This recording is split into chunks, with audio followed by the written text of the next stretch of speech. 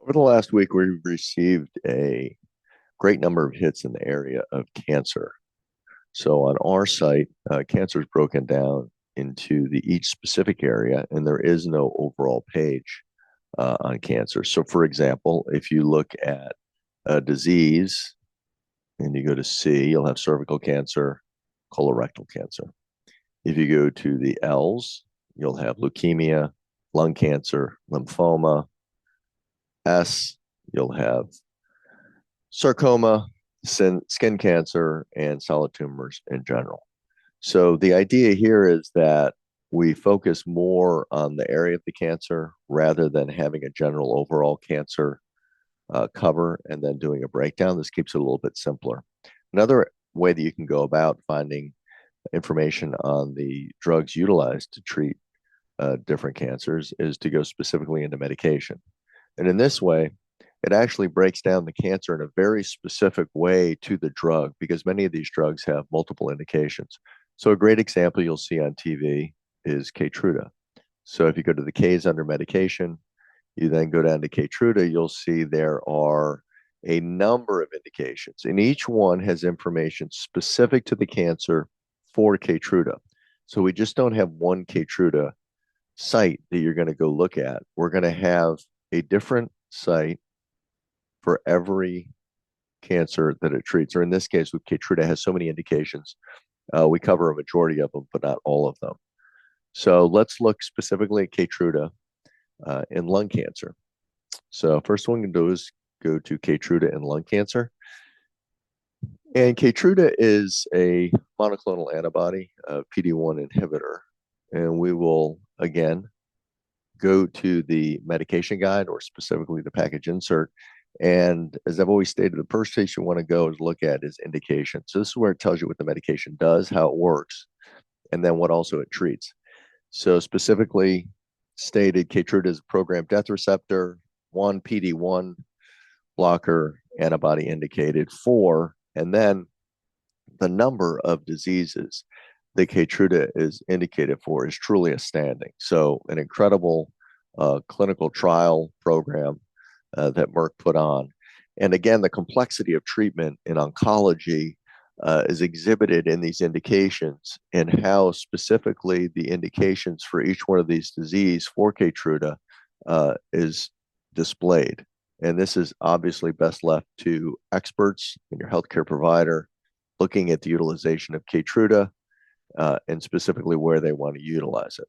But it doesn't mean you can't look at Keytruda and assess some of the information around it.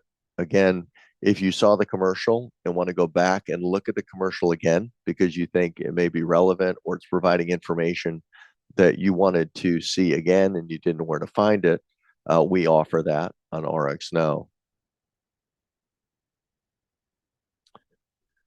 You also have the patient website. So you can click into Keytruda's patient website. Let's try that again. And in this case, specifically looking at people with non-small cell lung cancer, and then a variety of areas, treatment plan before and after surgery and chemotherapy, and advanced non-small cell lung cancer. So again, very complex, lots of subgroups of population. It's never just one type of cancer, especially in lung cancer. It's very complex, both in the targets as well as whether it's small cell or non-small cell.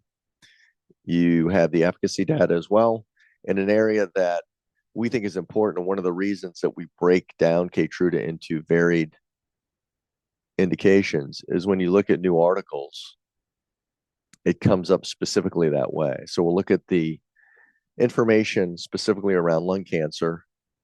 And in this case, we'll just look at quickly durable response of Keytruda with chemotherapy in a defined population of cancer. You can click on that, see the abstract. And again, this is a case study.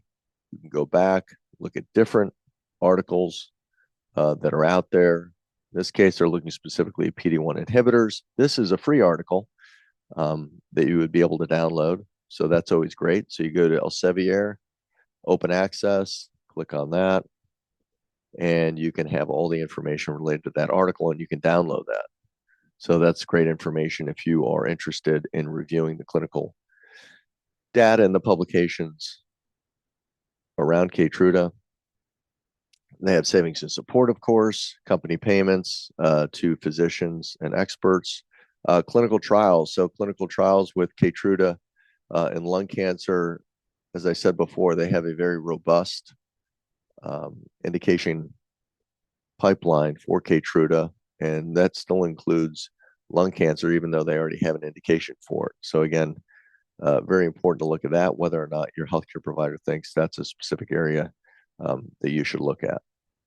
And then at the bottom of the Keytruda website, we also have a variety or a list of all the other different medications that are used to treat lung cancer. And again, specific to a variety of lung cancers, these are not defined out in any way. So it's important that you understand that there are different types of lung cancer, there are different medications, there are different indications, and the complexity and the treatment of those should be left to your healthcare provider. So that was just a quick overview on how to use RxKnow to help you in your search for cancers and the medications that you utilize to treat them. We appreciate your time. As always, get smart and know your medications. Thank you.